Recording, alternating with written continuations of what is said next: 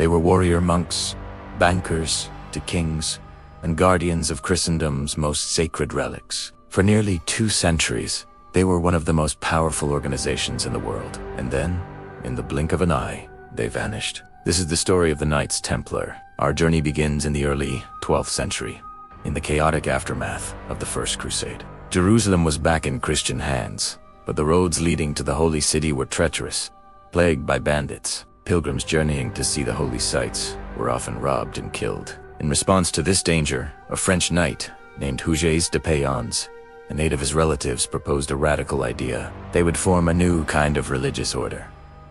One of monks who were also soldiers, sworn to protect these vulnerable pilgrims. In 1119, King Baldwin II of Jerusalem granted them a headquarters on the Temple Mount, the very site of the ancient Temple of Solomon. From this location, they took their name.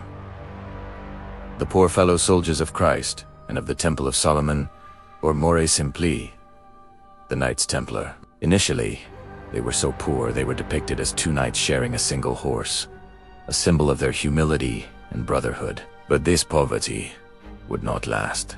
In 1139, a papal bull issued by Pope Innocent II changed everything.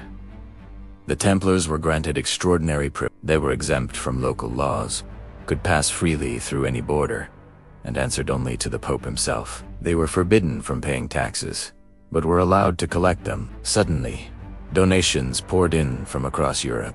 Nobles, eager to support the holy cause and perhaps secure their own salvation, gifted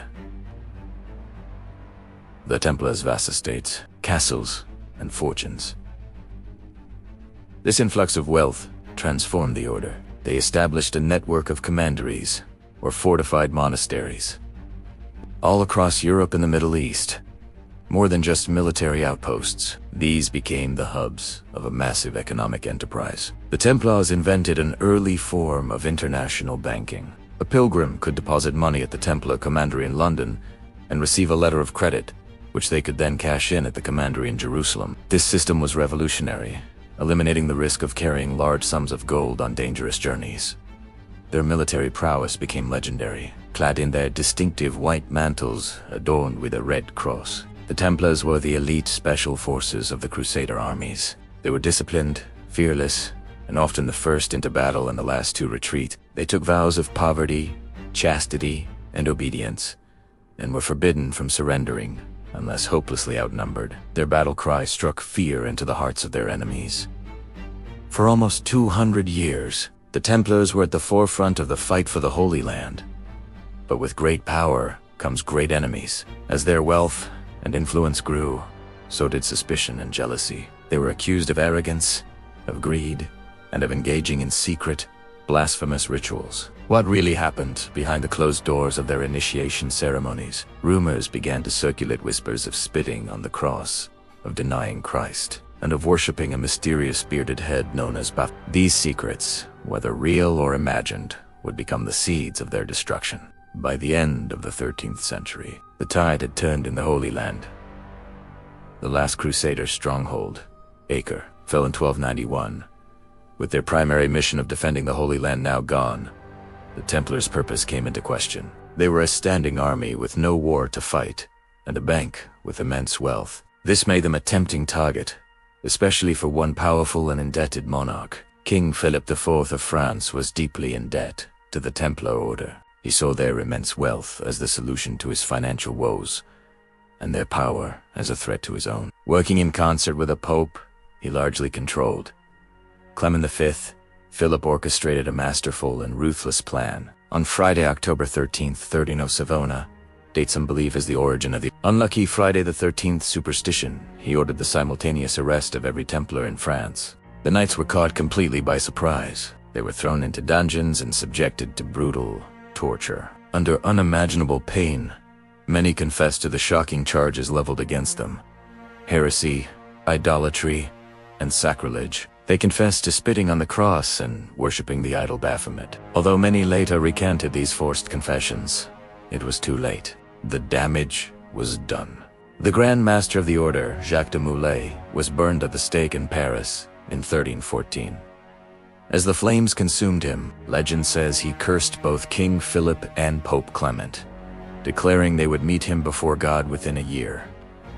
In a chilling twist of fate, both men died within months. In 1312, the Pope officially dissolved the Knights Templar. Their property was ordered to be transferred to their rivals, the Knights Hospitaller, though King Philip managed to seize a considerable portion for himself. The knights themselves were either executed, imprisoned, or absorbed into other monastic orders. Just like that, the most powerful military religious order in the world ceased to exist. But did it really? The suddenness of their fall, combined with the mystery of their immense, unaccounted-for treasure, gave birth to centuries of myths and legends. What happened to the Templar fleet, which sailed from the port of La Rochelle just before the arrests, and was never seen again? And what about their fabled treasure? Was it simply gold and silver, or did it include something far more valuable, like the Holy Grail or even the Ark of the Covenant, which some believed they had discovered beneath the Temple of Solomon? The idea that the Templars survived in secret has captivated the public imagination for 700 years. Theories link them to everything from the Freemasons and the Rosicrucians, to the discovery of America and the hiding of ancient secret knowledge.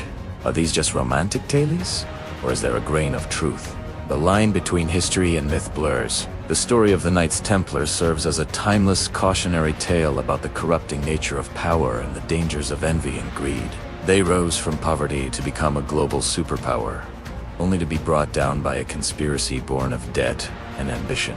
While their order was officially destroyed, their legend endures a mysterious, cinematic saga of faith, power, and secrets that continues to fascinate us to this day. The truth of who they were and what they guarded may be lost to time, but the shadow of the white mantle and the red cross stretches on. Thank you for joining us on this journey into the past. If you enjoyed this exploration, please like this video. Subscribe to our channel for more historical documentaries, and let us know in the comments which historical mystery you'd like us to uncover next.